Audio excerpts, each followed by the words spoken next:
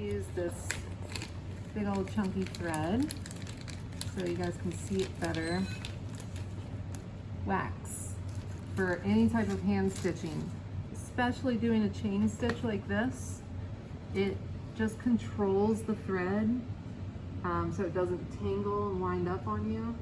And also when you get the chain stitch to sort of settle into each other, the wax sort of glues it down and makes it a little more sturdy and just keeps it in place. So I like to get about 2 feet or so on the double. That is usually about enough, unless you're doing something bigger. This is the same stitch as doing those belt loops on dresses where you have those delicate belt loops. You just connect it right to the same spot. So if you do wax your thread, 1 is pretty decent. I don't like to do 2 because it gets too gummy. And then you want to just work it down your thread. And also the warmth of your hands, really get it into the thread.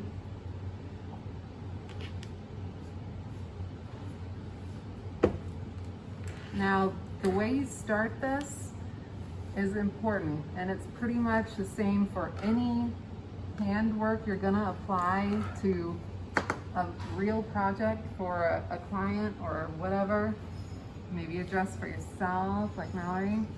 So you want things to be as pretty as possible. The finishes, you want them to be inconspicuous. That's like the name of the game. However you get there, it doesn't really matter as long as it looks the best. And so what I like to do, instead of making those big old honkin' knots on the end of your thread, like you roll it around your finger and then roll it off to make those big knots, I like to do little tiny tailor tacks in the same spot. So let's see. We've already done 1 swing tack over here, so let's do it on this side. First off, I'm going to make sure I have the right position and relation between my lining and my shell. This is laying together exactly where it wants to be. So I'm gonna put my swing tack right there. I'm going to put a pin right above it or close to it so it doesn't move around or shift up or down. Now this is way high, right under the arm, but you guys are doing it closer to the hem. To start this, like I was saying with the tiny tailor tacks, instead of doing a big old knot, you can just do a couple, or 3 is probably good to really get it in there and lock it in there. You really only should be working with the seam allowance. So if it shows through, not the best. So which means I need to concentrate on only picking up the layers of the seam allowance. So once you get it locked in there, that is not coming out, you know, and it looks better, especially when it's a smaller thread, that it doesn't make a big bulky knot.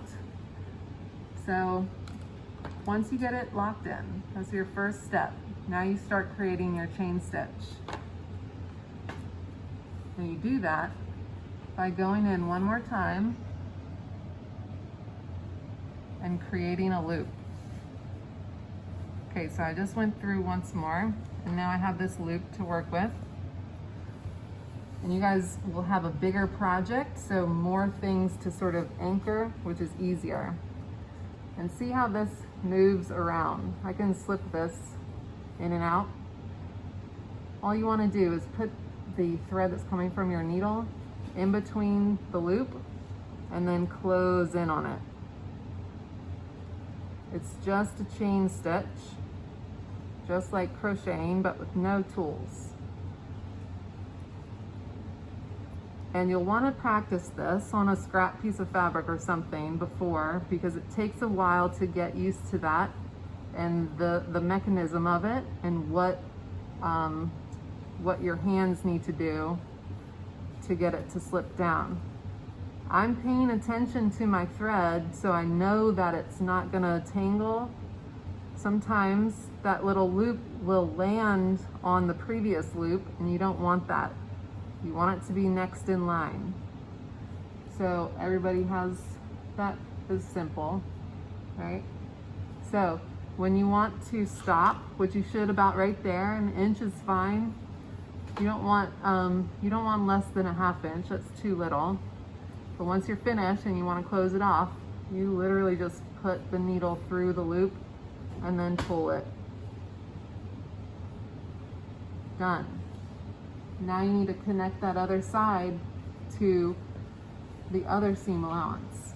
And that's gonna keep them right close to each other with a little bit of wiggle room.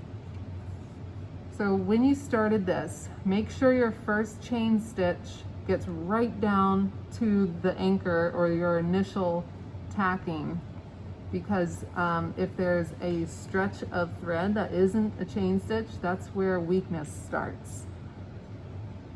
So make sure you get your chain stitch all the way down to the very bottom. And likewise with the other side, you want to make sure you pull that all the way really close. Don't let it slack and have a little bit of room like that, because that's weak. The rest of it's strong. It can tear easily. You might as well just put a single thread from there to there if you have that space in there. So pull it all the way to your last chain stitch and do the same thing of locking it in with 2, 3, 4 tiny little back tacks. And the smaller you are with these little tailor back tacks, the harder it is for them to come undone. Think about them wrapping around a couple of yarns in this fabric. That's ultra bound and ultra tight when it's smaller, instead of making bigger ones.